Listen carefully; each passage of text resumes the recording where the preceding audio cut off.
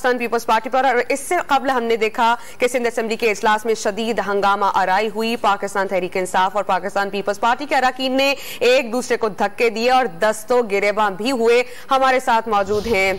कराची के bureau chief काजी हसन, उनसे जानते हैं। काजी हसन, बताइएगा हंगामा आराई हुई किस बात पर और इस नहज पर मामला क्यों पहुंचा कि धक्के दिए गए एक दूसरे को? जी बिल्कुल, ये हंगामा आराई आज के इजलास में, क्योंकि कल सेनेट के इंतखाबात हैं और इस हवाले से पीटीआई अरकान असेंबली के जो 3 उनके मुनहरिफ अरकान थे, उनका वीडियो बयान भी सामने आया जिसमें उन्होंने कहा था कि वो अपनी ज़मीर की आवाज़ के मुताबिक वोट देंगे। आज जब असेंबली इजलास शुरू हुआ तो पीटीआई अरकान की बड़ी तादाद तो नहीं थी, न पीपल्स पार्टी की, लेकिन इजलास के ख़त्म होने से चंद लम्हों पहले ही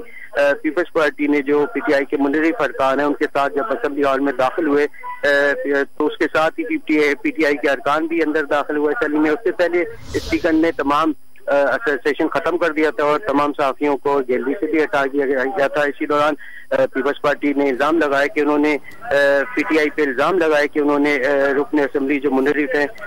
गोल साहब जो कि कराची से मुंतखब हुए, उनको ज़दोकोब किया और उनके साथ मारपीट करते हुए अपने हमरा ले गए, जिससे अभी बाहर जो है असेंबली हॉल के बाहर जो है जो पीटीआई के मुनहरिफ अरकान भी जो पीपल्स पार्टी के साथ प्रेस कॉन्फ्रेंस कर रहे हैं और उनका यही कहना है कि वो अपनी ज़मीर के मुताबिक जिसको भी चाहे वोट दें, तहाँ वो पीटीआई को वोट नहीं देंगे। इस हालात के खिलाफ जो रहनुमा हैं खुर्रमशेर जमान पीटीआई के, उन्होंने भी एक वीडियो भी भेजी जिसमें उनका जो मुनहरिफ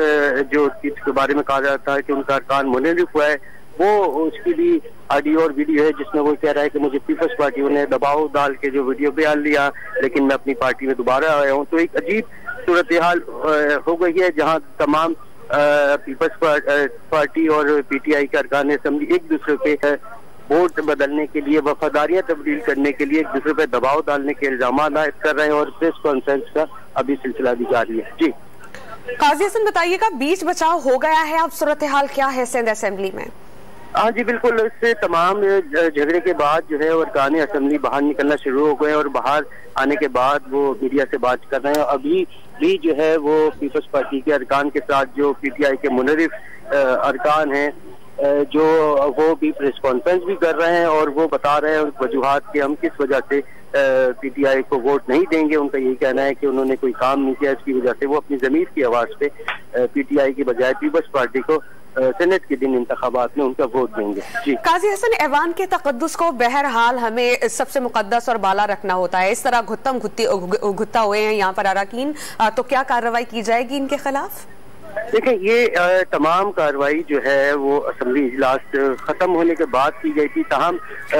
एक असेंबली का तकद्दुस लाजमी तौर पे मजरू हुआ है, जिसमें जो फुटेजेस आई उसमें हम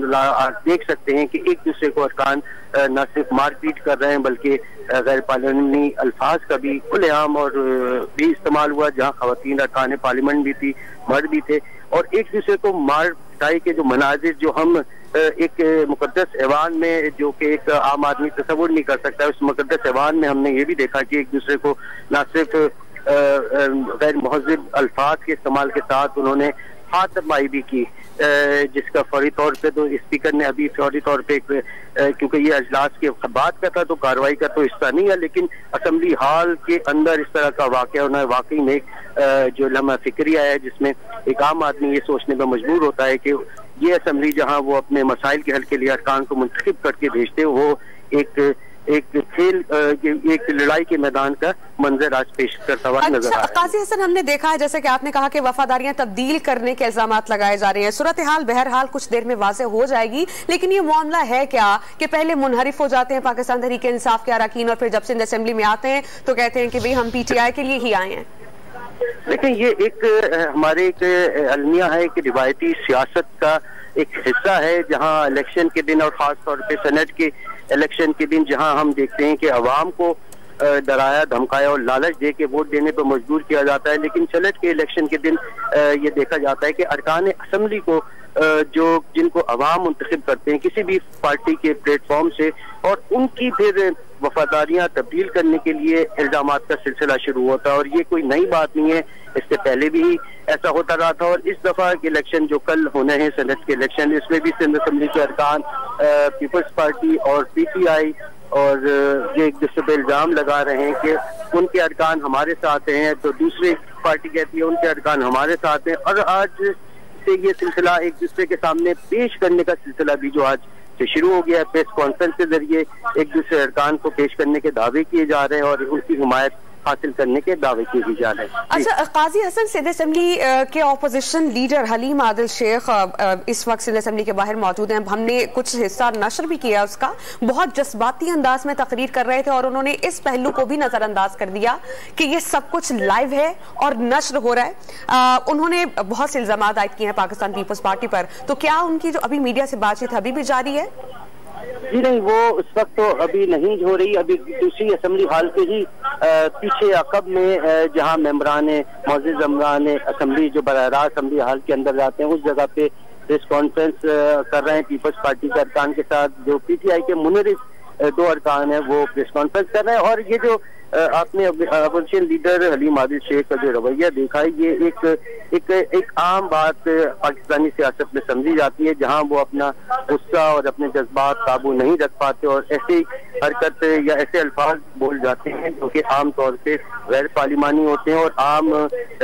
मजालिस में मजलिस में इस तरह के अल्फाज बोले नहीं जाते। तो यही मनाजिर आज हमें असेंबली हाल के अंदर भी नजर आए और कुछ इसी तरह के मनाजिर हमें बाहर भी नजर आए, जो वो अरकान असेंबली जो कि अवामी मसाइल के लिए यहाँ आते हैं, एक दूसरे को गुस्से से और जुमले कसते हुए हमें जाते हुए भी नजर आए। अच्छा काजी हसन, अब सूरत हाल है क्या? ये भी इत्तलात सामने आ रही है कि जो नाराज अरकान थे पाकिस्तान तहरीक इंसाफ के मौजूदा अरकान, वो अपने उनको साथ ले गए हैं। आपके पास क्या इत्तलात है, क्योंकि आप वहीं पर मौजूद हैं? जी, एक अरकान के बारे में उन्होंने पीपल्स पार्टी ने इल्जाम आयद किया है कि वो जो कराची से मुंतखब हुए थे पीटीआई के रुकन कबूल साहब, उनको पीटीआई के अरकान जबरदस्ती अपने हमरा ले गए हैं और उनका ये कहना है उनको मारपीट करते हुए अपने हमरा लेने जाने का उन्होंने इल्जाम आयद किया है। जबकि पीपल्स पार्टी वाले ये कहते हैं कि वो उन्होंने अभी प्रेस कॉन्फ्रेंस में भी उन्होंने कहा कि वो उसको जबरदस्ती लेके जाया गया है। जबकि एक जो वीडियो खुरम शेख जमान ने जो पीटीआई के रहनुमा है उन्होंने जो शेयर किया, उसमें जो मुनरिफ रुकन है वो ये कहता है कि मुझे दबाव था पीपल्स पार्टी की तरफ से, जिसकी वजह ने वो वीडियो बनाई। तो ये एक अजीब सूरत हाल हो गई है जहाँ एक दूसरे के अरकान जो है एक दूसरे पे इल्जाम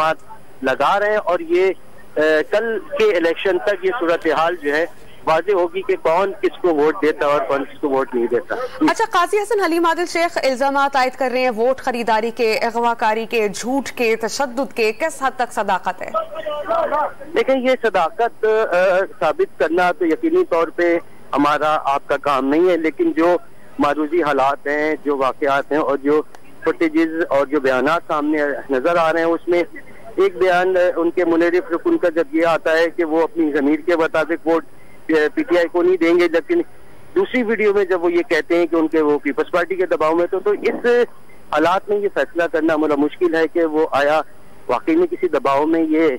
बयान दे रहा है या फिर वो आजादाना सोचते हुए अपनी मर्जी और ज़मीर के मुताबिक वोट का इस्तेमाल करेगा। अच्छा काजी हसन, सिंध असेंबली के इजलास से मुतालिक बताइएगा, क्या इसके दोबारा शुरू होने का इम्कान है या खत्म हो चुका? जी, असेंबली का इजलास तो कल तक के लिए मुलतवी कर दिया है, क्योंकि कल सेनेट के इलेक्शन है और उसके लिए टाइम जो है सुबह 9 से 5 बजे तक तो किसी वक्त के बगैर वोटिंग भी होगी। अरकान असेंबली अपना वोट कास्ट करेंगे और इस हवाले से सेक्रेटरी सिंध असेंबली ने भी आज जो न्यू सिंध असेंबली बिल्डिंग है उसको इलेक्शन कमीशन के हवाले कर दिया है और जब तक इलेक्शन खत्म नहीं हो जाते ये वोटिंग का सिलसिला वो इलेक्शन कमीशन की तहवील में रहेगी। और इस सिक्योरिटी के हवाले से भी सेक्रेटरी इलेक्शन कमीशन ने आईजी सिंध और सेक्रेटरी दाखिला को भी खत लिखा है कि खुसूसी इंतजाम किए जाए इस हवाले से। जी